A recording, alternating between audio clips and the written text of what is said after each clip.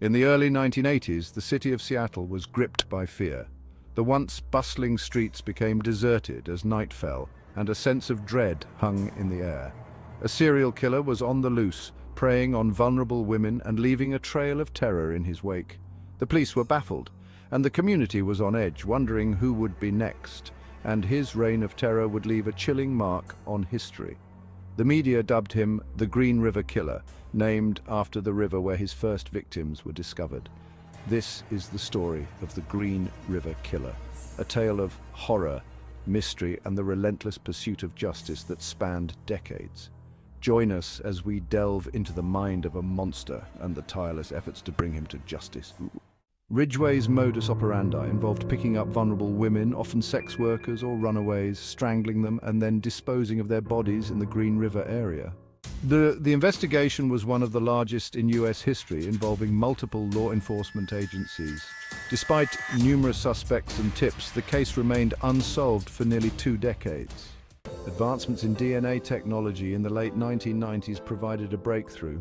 DNA evidence linked Ridgway to several victims, leading to his arrest in 2001.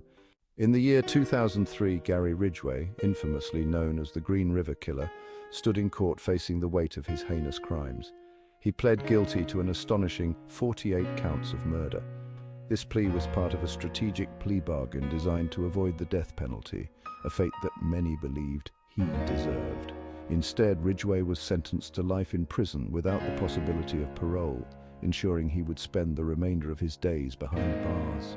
The courtroom was filled with a mix of relief and sorrow as the families of the victims watched justice being served.